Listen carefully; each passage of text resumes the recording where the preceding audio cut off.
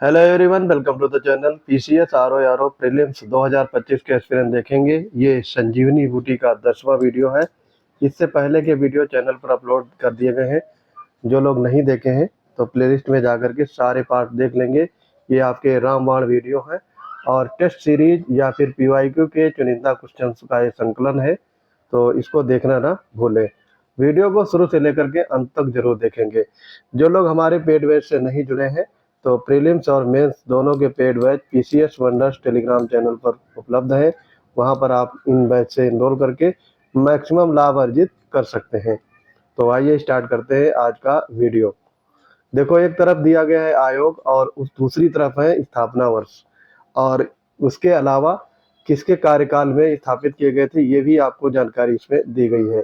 तो Wood dispatch ये 1854 में लॉर्ड डलहौजी के समय स्थापित किया गया था। हंटर शिक्षा आयोग जो होता है, हंटर आयोग जो शिक्षा का आयोग है, लॉर्ड रिपन के द्वारा 1882 से 83 के मध्य ये स्थापित किया गया। रैले आयोग ये लॉर्ड कर्जन के समय 1902 में। सैडलर आयोग चेम्सफोर्ड के समय 1917 से 19 के बीच में इनका कार्यकाल रहता है, और 1917 में ये सैडलर आयोग आता है। हार्टोंग समिति ये इरविन के द्वारा 1929 में। सार्जेंट आयोग ये कई बार पूछा गया है, तो ये वेवेल के द्वारा 1944 में। इसके अलावा राधा कृष्णन ये आयोग आता है माउंट बेटन के समय 1948 से 49 के बीच में। पंचायत समितियां दी गई हैं और उससे संबंधित वर्ष। मैचिंग में ये क्वेश्चन कई बार यूपी पीसीएस में और आरओ में भी पूछा गया है। तो बलवंत राय मेहता समिति ये आती है आपकी 1956 में। संथानम समिति 1962। अशोक मेहता समिति ये 1977। पीकेवी राव समिति ये 1985। एलएम सिंघवी समिति 1986 और पीके थुंगन समिति ये 1988 में आती। ये आप समितियां याद रखेंगे, मैचिंग में ये जरूर पूछा जाता है। संगठन दिए गए हैं और उससे संबंधित संस्थापक। मित्र मेला ये आपका 1899 में वीर सावरकर के द्वारा वेस्ट बंगाल में शुरू किया गया था। तो देखो, ये 4 फैक्ट एक ही साथ लिखे गए हैं। फिर है अभिनव भारत समाज 1904 में सावरकर बंधुओं के द्वारा महाराष्ट्र से स्टार्ट किया गया।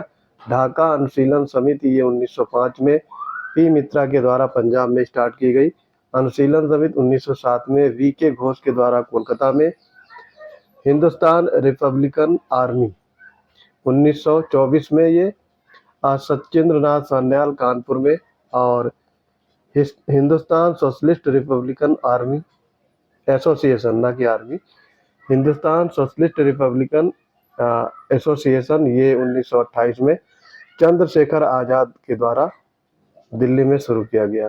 और IRA 1930 में सूर्य सेन ये चटगांव यानी वेस्ट बंगाल से स्टार्ट किया गया। बाकी आगे देखेंगे तो वो चोटियां दी गई हैं और उससे संबंधित ऊंचाई है। माउंट एवरेस्ट की ऊंचाई है 8,850 मीटर। ये आपका असेंडिंग और डिसेंडिंग ऑर्डर में ऊंचाइयों के संबंध में पूछा जा सकता है और पूछा भी गया है। K2 है ये माउंट K2 8,611 मीटर ऊंचा है। कंचनजंगा ये भारत के एरिया में सबसे ऊंची चोटी है, 8,598 मीटर इसकी ऊंचाई है और ये सिक्किम राज्य में अवस्थित है। मकालू है ये 8,481 मीटर। धौलागिरी 8,172 मीटर। नंगा पर्वत उत्तराखंड में 8,124 मीटर। अन्नपूर्णा ये आपका 8,078 मीटर। नंदा देवी 7,816 मीटर और नामचा बरवा ये आपका 7,756 मीटर की ऊंचाई पर अवस्थित है। पूरब से पश्चिम की ओर आपको मैच करना है या लगाना है। तो पूरब में सबसे पहले नामचा बरवा ये आंध्र प्रदेश अरुणाचल प्रदेश में। उसके बाद में कंचनजंगा सिक्किम में आता है। फिर मकालू, एवरेस्ट, अन्नपूर्णा, धौलागिरी, नंदा देवी, K2, नंगा पर्वत, राका पोसी, ये आपके पूरब से पश्चिम की तरफ मैच है। आगे इसमें है नदी और उद्गम क्षेत्र। गंगा नदी की लंबाई है 2,525 किलोमीटर और गौमुख से ये निकलती है। यमुना 1,376 किलोमीटर बंदरपूंछ से। चंबल 960 किलोमीटर जन्नापाव पहाड़ी से, रामगंगा 696 किलोमीटर नैनीताल के पश्चिम समीप में ये निकलती है, यानी इनका उद्गम है। और घाघरा जिसे सरयू नदी कहा जाता है, 1080 किलोमीटर तिब्बत के पठार से इसका उद्गम होता है। आगे कुछ और सी नदियां हैं और उनका उद्गम स्थल आपको बताना है। गंडक है 630 किलोमीटर, इंडिया में 300 किलोमीटर बहती है, नेपाल इसका उद्गम स्थल है। कोसी नदी 729 किलोमीटर, गोसाई धाम शिखर में इसका उद्गम स्थल। बेतवा 480 किलोमीटर, विंध्य पर्वत रायसेन जिला मध्य प्रदेश में इसका उद्गम स्थल है। सोन नदी है 780 किलोमीटर, ये अमरकंटक यानी जहां से नर्मदा नदी का उद्गम स्थल है वहीं से सोन नदी का भी उद्गम स्थल। दामोदर 592 किलोमीटर, छोटा नागपुर पठार से ये निकलती है। ब्रह्मपुत्र ये 2900 किलोमीटर, ये आपका मानसरोवर झील से निकलती है। केन जो है 427 किलोमीटर, कैमूर की पहाड़ियों से इसका उद्गम स्थल होता है। कर्मनाशा ये 192 किलोमीटर, ये मिर्जापुर की पहाड़ियों से निकलती है। गोमती है 900 किलोमीटर, ये फुलड़ झील पीलीभीत से इसका उद्गम स्थल है। शारदा नदी जो है ये 350 किलोमीटर, मिलाम पहाड़ी ये उत्तराखंड में, वहां से इसका उद्गम स्थल है। महानंदा नदी 360 किलोमीटर और ये दार्जिलिंग पहाड़ियों से निकलती है। फिर कुछ प्रायद्वीपीय नदियां हैं और उसके उद्गम स्थल देखेंगे। महानदी है 851 किलोमीटर, रायपुर जिला छत्तीसगढ़। गोदावरी 1465 किलोमीटर, त्रिम्बक गांव से निकलती है ये। कृष्णा 1401 महाबलेश्वर की पहाड़ियों से। तुंगभद्रा 331 किलोमीटर कर्नाटक से।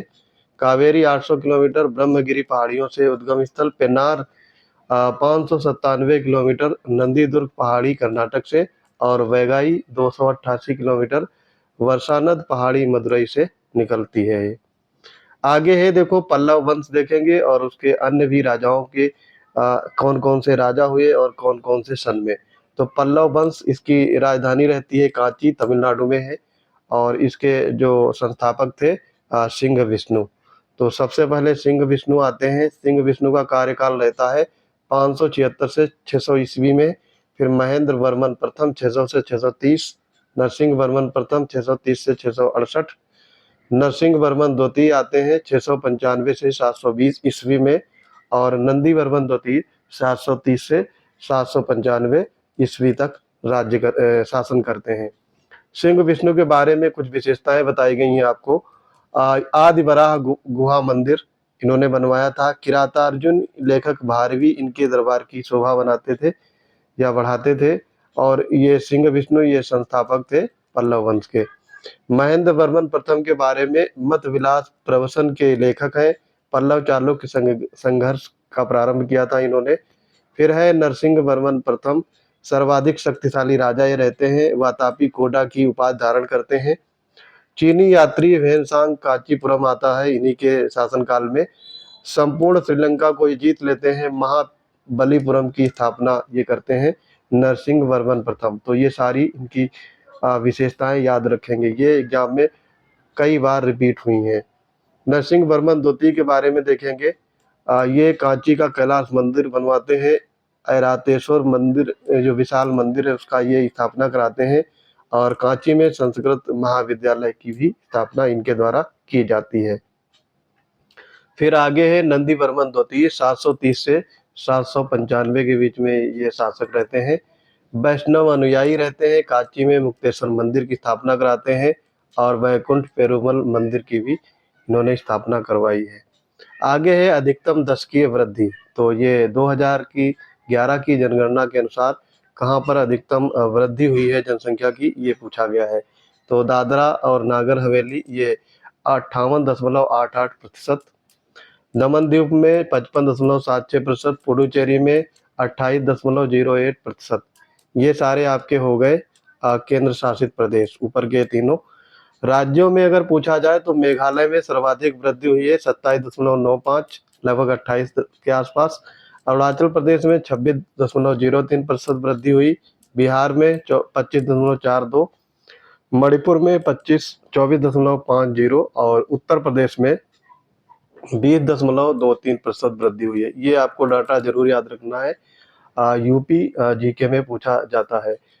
न्यूनतम दशकीय वृद्धि कहाँ कहाँ हुई है, कितनी प्रतिशत हुई है? तो सबसे कम नागालैंड में, यहाँ तो माइनस पहुंच गया था जनसंख्या, -0.58%। केरल में 4.91%, लक्षद्वीप में 6.30%, अंडमान निकोबार द्वीप समूह में 6.86% और गोवा में 8.23% की ये न्यूनतम वृद्धि हुई है। फिर है शीर्ष जनसंख्या वाले राज्य। तो सबसे ज्यादा जनसंख्या यूपी में है, फिर है महाराष्ट्र, बिहार, वेस्ट बंगाल और आंध्र प्रदेश। ये आपको डिक्रीजिंग ऑर्डर याद रखना है, कई बार पूछा गया है।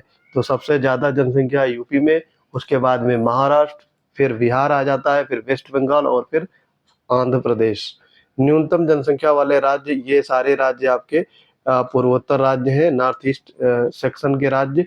तो इनको जरूर याद रखना है। सबसे कम जनसंख्या है सिक्किम, फिर मिजोरम, अरुणाचल प्रदेश, नागालैंड, मणिपुर।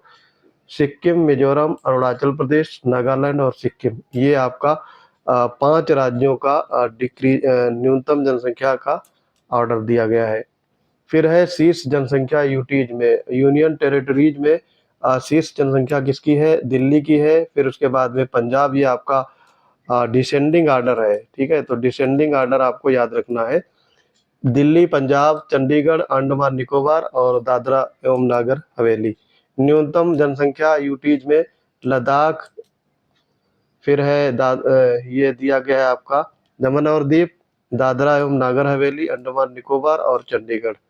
उसके बाद में जिला दिया गया है, उससे संबंधित मुख्यालय। ये वो जिले हैं जिनके मुख्यालय जिलों के मुख्यालय से भिन्न है, तो इनको याद रखना है, कई बार ये एग्जाम में पूछे गए हैं। संभल का जो मुख्यालय है, संभल का, वो आपका है पवासा। गौतम बुद्ध नगर का नोएडा है। कानपुर देहात का अकबरपुर माती, फर्रुखाबाद का फतेहगढ़, जालौन का उरई, कौशाम्बी का मंझनपुर। ये आपका मैचिंग में जरूर पूछा जाता है। फिर है अमेठी का गौरीगंज, संत कबीर नगर का खलीलाबाद, कुशीनगर का पडरौना, सिद्धार्थ नगर का नौगढ़, अंबेडकर नगर का अकबरपुर। तो यहाँ पर अकबरपुर 2 बार आया है। सिंपल अगर अकबरपुर रहे तो आप अंबेडकर नगर का ये मुख्यालय है, और कानपुर जो देहात है उसका मुख्यालय आपका है अकबरपुर माती।